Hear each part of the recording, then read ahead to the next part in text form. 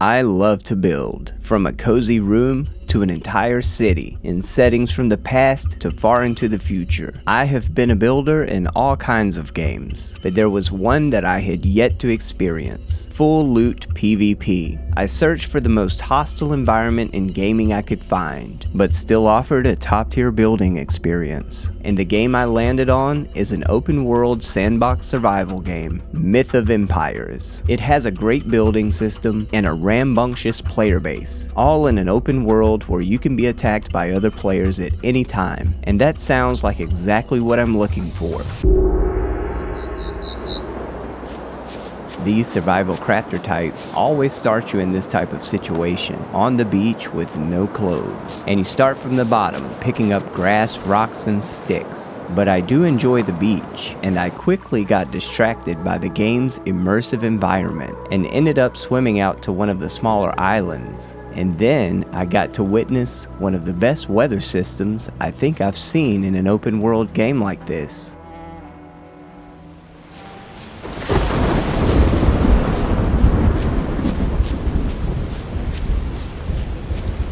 Okay, eventually I got back on track, slapping rocks, chopping trees, and after I got a little bit of gear, I decided to challenge some of the local wildlife. And I learned I was not ready to do that quite yet.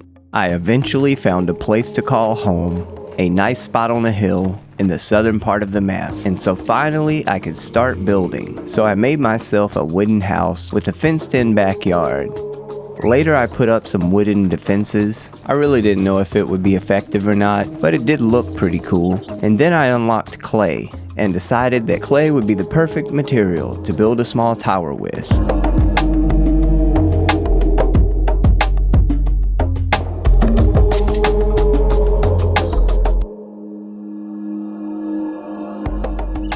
And now we wait.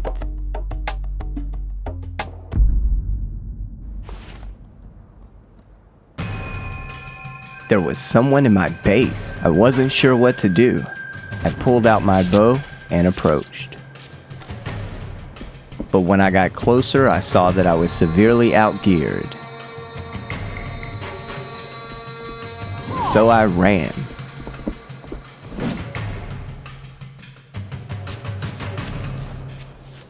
I did have a thought that maybe I could trap him in the base and kill their horse.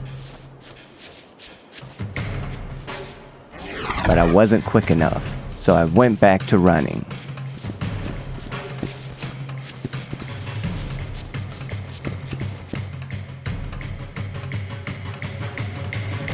Eventually, the invader left, and when I went to take a look at the damage, my wooden structures were no match. I replaced the wood with clay, and I got some bodyguards, and I started preparing for the next inevitable attack.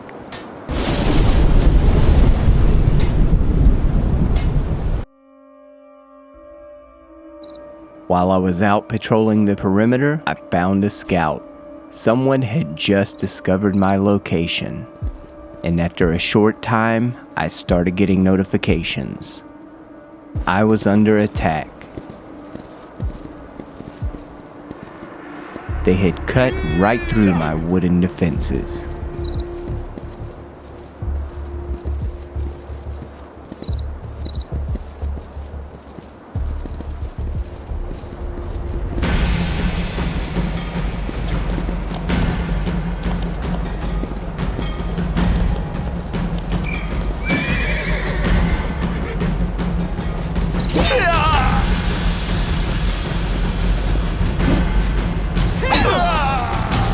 Bro.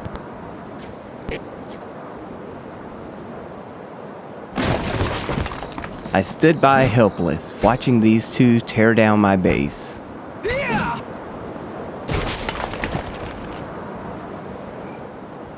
Our boy Nuggets did want to have a go at sparring, so we did this for a while.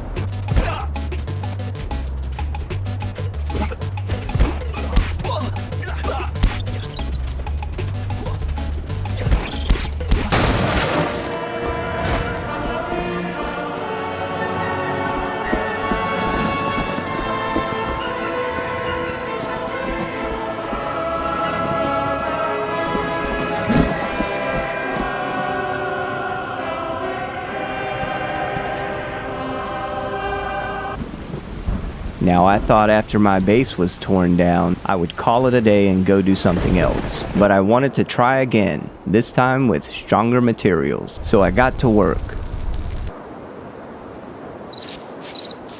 Now in this game, your avatar remains in the game world when you log out. So upon logging in the next day, my alt had been killed. Now I had put some pretty strong metal walls up, but it looks like I left a gap just big enough for someone to get through.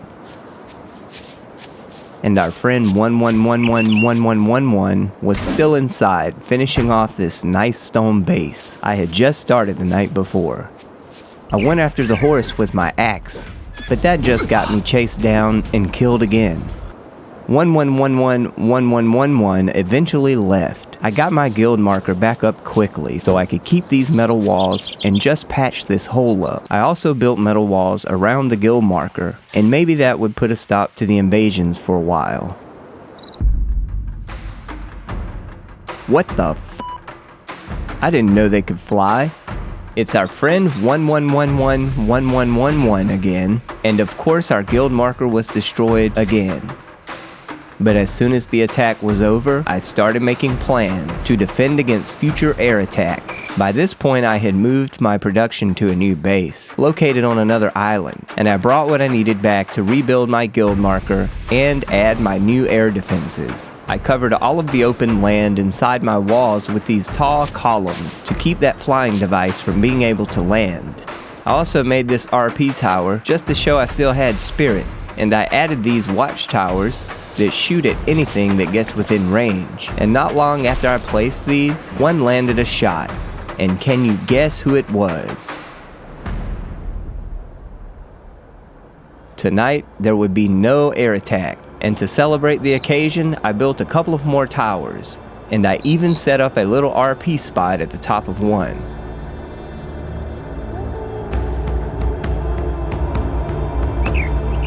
Now that the invasions had stopped, I went on the offensive, taking out weapons and carts, and being a general nuisance, as I wasn't strong enough to directly attack their base, but I did attack their fox pen. I logged in the next day to find my fallback base had been all but destroyed. It looks like they used walls to drain my arrows from my arrow towers that I had set to shoot at buildings. I made my way to the base on the hill, and I could already see the same strategy had been used here, and this time the attackers placed their own guild marker, blocking me from placing mine again. This was it. I had finally been defeated. I got all of my tunes together to do a little RP one last time, but wouldn't this ending be anticlimactic? But I spotted the player who destroyed my bases, and I decided to pay them a visit and end this the right way.